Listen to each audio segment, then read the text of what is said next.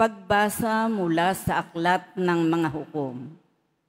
Noong panahong iyon, ang mga taga-Siquem at Bet-Milo ay sama-samang nagpunta sa may sagradong puno ng ensina sa Siquem at itinalagang hari si Abimelech.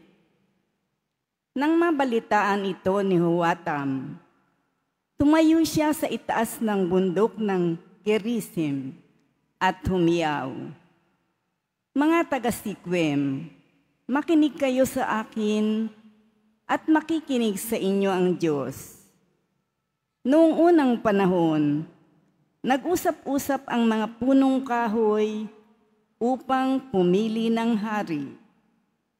Sinabi nila sa olibo, 'Ikaw ang maghari sa amin.' Sumagot ang olibo, 'Kakailanganin kong itapon ang aking langis na gamit sa pagpaparangal sa mga Diyos at sa mga tao kung ako ang mamamahala sa inyo.'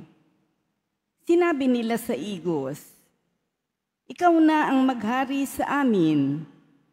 Ngunit sumagot ang igos, 'Kakailanganin kong iwan ang masasarap kong bunga kung pamamahalaan ko kayo.' Kaya sinabi nila sa ubas, 'Ikaw na ang maghari sa amin.' Sumagot ang ubas, 'Sa akin nang gagaling ang alak na pampasaya sa mga Diyos at sa mga tao.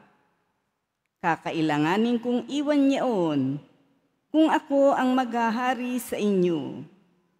Kaya sinabi nila sa dawag, 'Ikaw na nga ang maghari sa amin.' Ang sagot ng dawag, 'Kung talagang ibig ninyo akong maging hari, sumilong kayo sa akin. Kung ayaw ninyong sumilong, magpapalabas ako ng apoy upang sunugin ang mga sedro ng Libano.'" Ang salita ng Diyos.